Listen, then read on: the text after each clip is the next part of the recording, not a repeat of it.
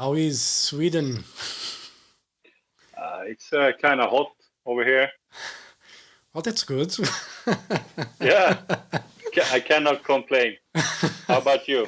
Yeah, it's nice. I just arrived yesterday from Paris. I was there for a few days holidays. Went to see Iron Maiden last Sunday. So yeah, I'm great. I love to watch Iron Maiden. I keep telling it's like watching them for the first time every time I see them. Yeah, that's cool. Yeah, unfortunately, I'm not gonna be able to see them on this tour here in Sweden, but yeah, Yeah, it's I'm sure it was. They are amazing. you They know the always are. yeah the stage, the sound, everything was perfect. It's just they are still a great band. No matter what people say, they are in great form. Anyway, and let's talk about the Amon Amarth because the Great Heathen Army is about to be unleashed on the world. But first of all, how was the role of the pandemic in making this record? Did it help? No, it didn't. It didn't really make any difference for us. The only thing that happened was that we didn't really plan to make an album because we were in South America when we were forced to cancel and get back home before they shut down all the airports. And first, we just thought we're gonna wait it out and then continue touring from where we had ended. But then after 1 year, we kind of realized that you know there's no point for us coming back with an old album. So we decided to let's look into a new one. Yeah. And you started. There's a "Get in the Ring," the first single and video that you guys wrote for Eric Redbeard, the wrestler. I remember Eric when he was still in WWE. Every week he would go to the ring with a different band T-shirt. And I do commentary for WWE here in Portugal. I've been doing it for many years, and for me it was great because I could talk about the bands. That it was the only chance I had to say anything about music was when Eric showed up, either with Behemoth, Amon Amarth, Enziferum, plenty of great T-shirts that he always brought to the ring. I was always like, yeah, finally I can talk about these bands and do something other than just talking about wrestling. But was this song planned to be on a record, or you guys just meant to wrote for Eric and that was it? I think from the beginning, I don't think we had a plan. It was more than that we're gonna write him a song, and then after a while we said, okay, we're gonna have it on the record because we already did this. Put your back into your oar. That was a standalone single. So we thought it's better to have the song on a record instead of being another standalone single. Yeah. And did that help the writing process after for the rest of the record? Uh, no, it didn't really make any difference. I mean, when Eric proposed the idea for us, uh, we said, yeah, we want to do it, but we do it when we have the right idea for it, more or less. And we told him it might take a year, it might take 2 years, we don't know, but it's got to be right. And then we were just starting working on songs, and then we felt like the riffs we had and the idea we had for the Get in the Ring musically, kind of that would be it would be a great match Yeah, to that kind of lyrics. yeah. So yeah, And when did you guys start? When you guys got your head around, okay, we have to make an album, or we're going to make an album. When did it start, and how long did it take to finish? All the songs for the record. the thing is that we usually decide to make a new record when we have enough new songs that we know that we gonna be finished in time. So I think it was probably uh, maybe fall end of 2020 when we decided we're going to make another record. And by then we already have maybe half the record, because usually we need to have at least half the record before we make a decision, because when you made a decision, you book a studio and all that, and we don't want to rush anything. Yeah. And so we need to know that we actually can deliver a record when we decide that. But I mean, I think we all work on ideas all the time. It's not like we start from nothing. Yeah. I think, I mean, at least half of my songs are old ideas that, they were maybe, not old ideas, but I had the ideas for the songs, but maybe they were not performed the right way in the past. But obviously, if they're not new to me, they're still new to the other guys, because I never showed it to the other guys, even though I had some of the ideas for many, many years. So I think we always work on ideas, because I think we learned that it's stupid to, not write anything, and then you have to hurry. Yeah. And you don't work well when you're being rushed to do something. yeah, I think I actually did that once. I think it was after Twilight. I kind of made a rule that I'm not going to write anything new for 1 year at all. So when we had toured, when all the touring for Twilight was done and it was time to start writing Cert the Rising, my head was totally empty. I had no ideas at all. It was really difficult.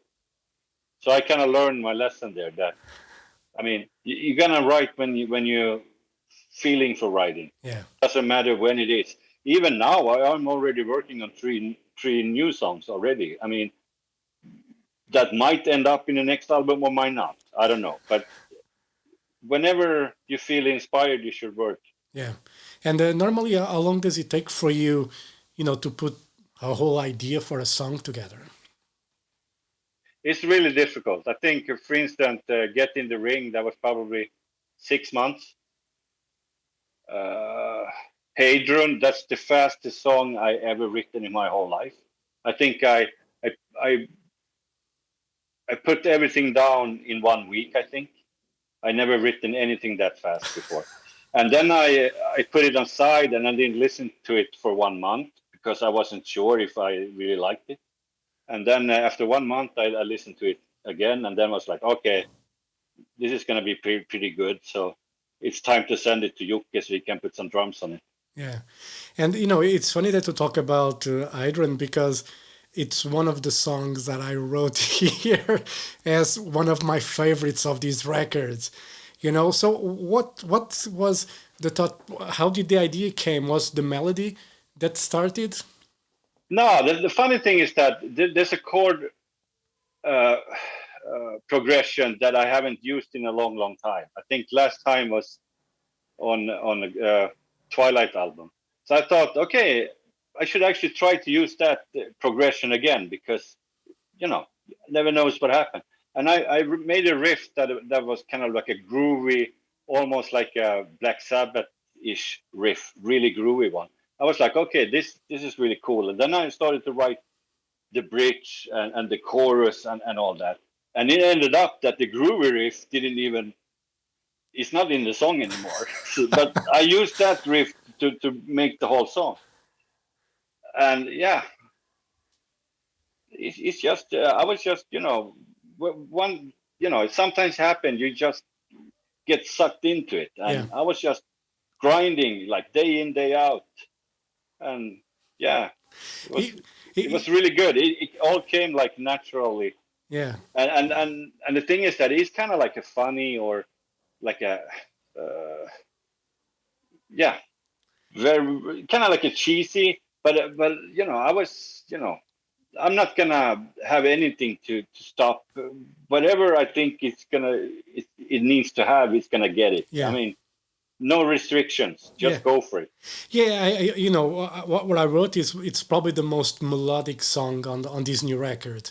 It's because the record in itself is quite heavy, and we have this Hydron song that it's a bit different from all the others, but it fits really well with the whole record. It almost like gives you a space to breathe a little bit more, and then you go again for the attack with the following songs. And I think this record, it's fantastic. I'm not, I think time will tell where the album stays amongst the other Amon Amarth records. But I would dare to say this is probably the top three record that you guys made, for me. Yeah, yeah, I'm glad to hear that. But I totally agree with you. Time will tell. I mean, always when you write a new album, you always think it's the best one because you've been working so intensely with the riffs, and so you have it all in your head. I mean, your head is playing the melodies before you even hear it. So obviously, you're gonna love it. But yeah, time will tell, and I can probably answer or I can have an opinion about that 3 years from now. Yeah. And, maybe when the next record comes out, we'll talk about it and say if it was the best or not. Yeah. And, there's a lot of great songs on this record. And Saxon and Vikings, it's another great surprise that's on this record because we got Beef from Saxon on it. And, I'm gonna. This is the honest truth. When I was reading the song titles, when I read Saxon and Vikings, I was like, would be so funny if they had Beef from Saxon on it, and I had no clue because there was no information about it on the press or anything, and when I started listening to the song, I was like, fuck me, is this Beef from Saxon on it? How this, it makes sense for the title, it makes sense. But how did the idea came about to have, Beef from Saxon on the song? The thing is that I think first time we recorded with Andy, when we did Deceiver of the Gods, I think during that time we were sitting in the pub, and I remember I said to Andy, what really makes sense is to make a song about Saxons and Vikings, and then to do it together with Saxon, because Andy had produced some Saxon albums, Yeah. and he was talking about Saxon, and that's when the idea came from. And then it was really never the right time, and we didn't have the right idea for it. And now when we were going back to Andy, and I had this idea for the song that I thought should work really well with both growling vocals and normal vocals, because the song is almost like a power metal Yeah. riff wise. So yeah, I mean, I reached out to Biff, and he loved the idea, and the rest is history. I think it's brilliant because for me it's always nice when a band like Amon Amarth who plays melodic death metal, you expect always more brutal stuff, but was the same when you guys had Messiah, years ago on a song. I mean, first of all, it's Messiah. He has that amazing voice anyway that you just melt every time you hear it, and it just mixes so well with the sound that you guys make when you have these participations. That I don't know. It makes it becomes really special, those songs, and I don't know how you guys do it, but you guys do it brilliantly when you do it.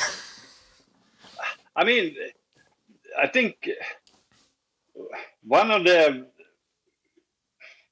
I don't know, I don't want to say success, but one of the reason it really works is that we do it from a fan aspect as well. I mean, when we had Messiah, for instance, we're all huge Candlemass, especially the Messiah era fans. We grew up with that. I mean, to have him work on sing on one of our songs, that's a big deal for us. So I mean, we work our asses to make it amazing or as good as possible. And the same thing with Biff. I mean, he's an old hero, and to have him singing on one of our songs, it needs to be a fucking good song. We cannot have him on something bad, you know what I mean? So we work our asses on it, and And like I said, we had the idea since Deceiver the Gods. And now we finally found the right music for it. Yeah. And it works perfectly. It's a great, great song.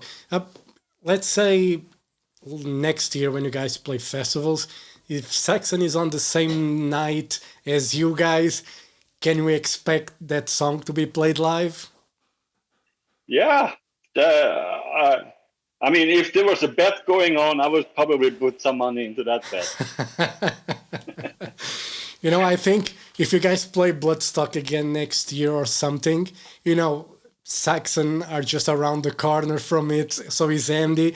So I think you guys can make it work. So I'll talk with the people from Bloodstock and say, just put Amon Amarth and Saxon on the same night and they can play that song live. And I think we all go home happy anyway. So, I always talk about Bloodstock because I love the festival so much.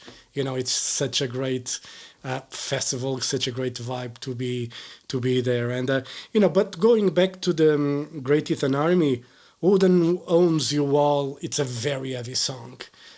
Probably one of the heaviest on this record. Who had the idea for the song? That's actually Johan Söderberg, the other songwriter. That was his. I think it was maybe the first thing he did, and he did it out of frustration from the pandemic because he hated it, because he wanted to go out and travel and do all that, and while the rest of the band we really enjoyed to be home for once. So he wrote it in pure desperation for like hating the situation. And yes, it is actually one of the fastest songs we ever recorded. Yeah. It's it's another one that really stands out. The whole record stands out, to be honest. But listening to it like a couple times, I pick up the songs for me that stood the most. Obviously the Get in the Ring because of Eric, and we'll talk about the video in a bit. But the Serpent's Trail, the song that ends the record, it's an epic and heavy at the same time. It's something that it's not very, I don't think it's very common for Amon Amarth to do something like this, but it's something that works really well. Again, how did the idea come about for Serpent's Trail? I think musically, I think I had the main riff for it at least since Jom's Viking era.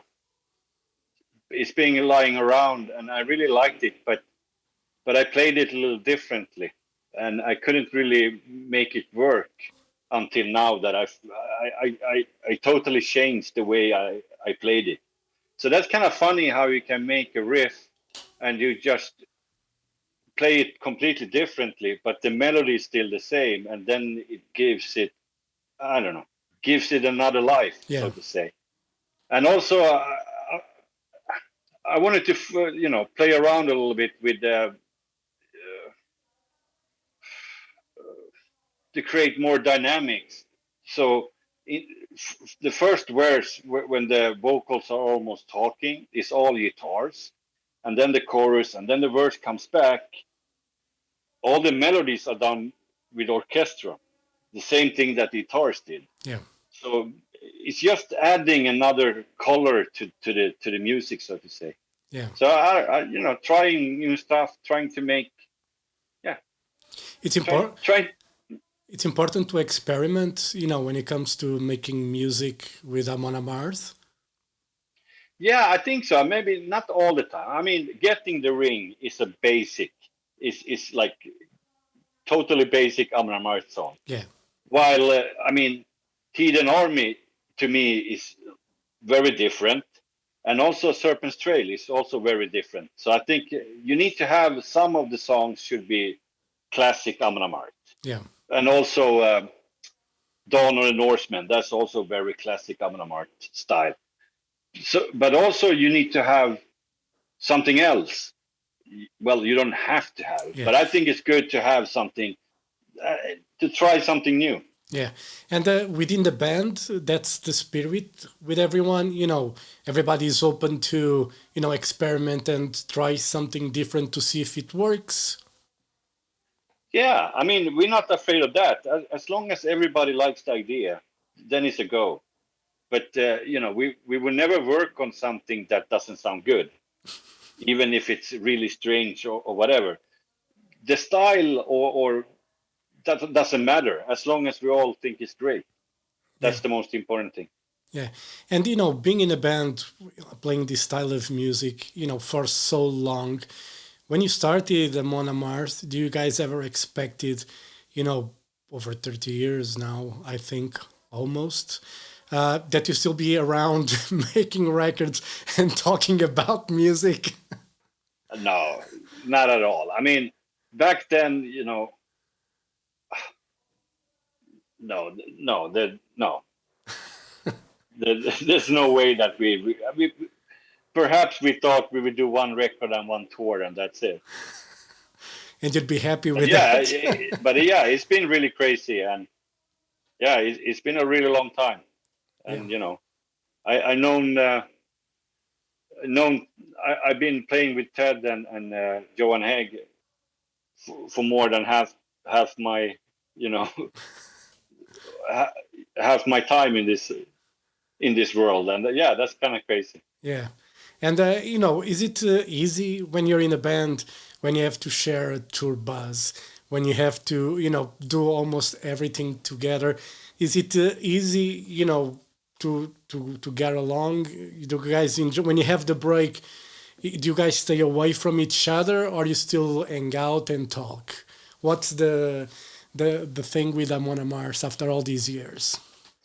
I think touring is really easy, and we don't really hang out when we're home for obvious reasons. We all live in different places, but also we all have families and other stuff going on.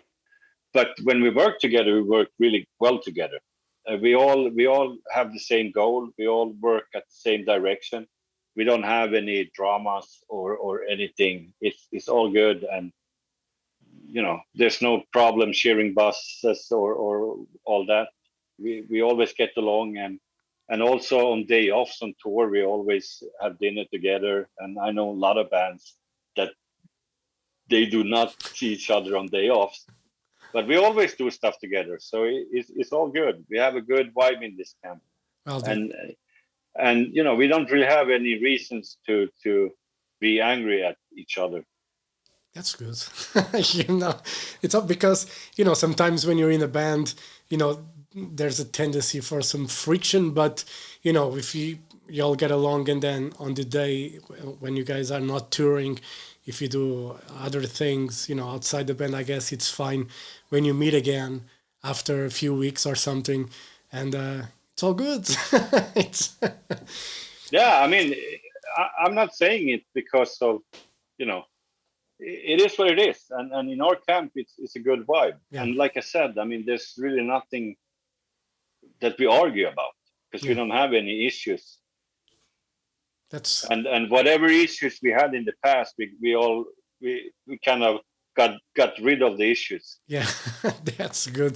And going back to the Get in a Ring, the video, obviously Eric is a big part of the video, and there's a quite of a Mad Max vibe on the video. Was that the plan all along when you guys made the video?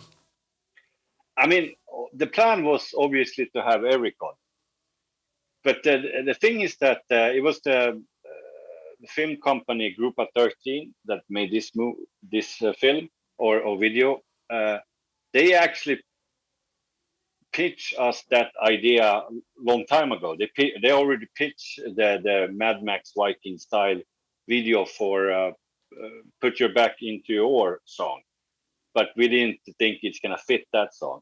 So we just kept the idea for the you know for any future songs, Yeah, and then we thought this is gonna be really cool to have Mad Max, you know, combined with Viking, and also have Eric wrestling and Mad Max team. Yeah, why not? That sounds fucking epic. It is a great video, and I miss seeing Eric in the ring, but if we watch, I'm not sure if he is wrestling much with AEW now, but yeah, I think. No, he's not with them, but he's still wrestling every weekend. So it was really difficult the time when we could shoot the video, because he, like, every weekend he's wrestling. Yeah. So he came straight from run wrestling in Canada to Poland to shoot the video, and then he went directly to Mexico to rest. So The life of a wrestler is crazy, yeah, and we think sometimes that bands, they have a crazy lifestyle. Wrestlers are crazy. They're, yeah, and they hurt each other too, yeah, and themselves. yeah, it's not easy. And for the fall, you guys have a great tour with Machine Head. It's a double headliner tour. The Halo Effect is one of the support bands. This is, a great package for fans, for music fans. How do you guys going to decide how, if that's a plan anyway, when who closes each night? Is that already organized? Yeah, it's organized, and it's. I mean, obviously, both bands do full show, so it doesn't really matter who Yeah, stays last. But yeah, we go by territory. From I mean, Machine Head is a bigger band than us in UK, so they're gonna close the UK's, and Amon Amarth is a bigger band in Germany, and then we take it market by market. But still, the both bands are playing equal shows every night, so it doesn't matter if we are closing or not closing. yeah. Our show is gonna be the same. Yeah, very good. And you guys are coming back to Portugal. You were supposed to play in a festival, but because of the pandemic, it got cancelled. People got pissed off because you guys are not playing the festival that's actually happening starting this Thursday. And, people give out to the promoter, why is not Amon Amarth playing? But then you guys announced the tour, and that is the reason why you guys are not doing the festivals this year, right? Yeah, exactly. So we skipped all the festivals because it interferes with the tour. So obviously the tour is the most important for us. Yeah. And, after this European tour, what is the plan for Amon Amarth for next year? You guys going to try to do all the festivals in Europe, United States? What's the idea? I think the idea is that after the European tour, we're going to tour America. And then next year, we're definitely going to do festivals. And we're probably going to do early summer. And then we're also going to do a lot of markets that we did not tour with the Machine Head. And then, yeah, It's going to that's be about it. that's going to be And, busy. and then we need to finish the South American tour that we had to cancel, and then we have a bunch of stuff to do in Asia. So yeah, hopefully we're gonna be busy, but let's see how this. I mean, it still feels a little uncertain with all this pandemic, but obviously the festivals are going good as far I'm Yeah, being told. So yeah, everything. hopefully the dark days are behind us now. Yes. And when it comes to the live stage now that you guys have a new record, do you have any idea? Is going to be a new stage that you guys are going to bring. Lots of pyro as usual. What's the idea? If you can just lift the veil a bit for us fans to expect from that tour. So I can put it this way: if you saw the last tour we did in 19, the European tour, that was kind of massive. So we're just gonna take it to the next level from here. The bigger, the better. Exactly. All right, Olavi, thank you very much for your time. The Great Heathen Army, it's a fantastic record. You guys really, for me, when I talk, with bands, for me, it's always like, how can the band surpass themselves the following record? And with Amon Amarth, you guys did it, again. So, I'm not going to say anything else because I'm going to expect the next record, to be as good or better than this one. But, we have to wait and see. But, you guys nailed with the Great Heathen Army. The fans are going to love it. And, I'm looking forward to see you guys live. You guys are going to play Portugal. I might go to Dublin first to see that show as well, as a preview because you can never, because of the fucking pandemic, we don't know how many, if the world is going to stop again or not. So I'm just going to try to do as much as possible until the end of the year. And then if next year there's a pandemic, at least I'll have my belly full with concerts. Yeah, that sounds like a great plan. All right, Olavi, thank you very much for your time. I hope to see you in Portugal and Dublin if all goes well. And, maybe next year at Bloodstock or somewhere in a festival. All right? Thank you very much for your time and hope to see you soon. All right? All right. Thank you. Thank you. Bye-bye. Bye.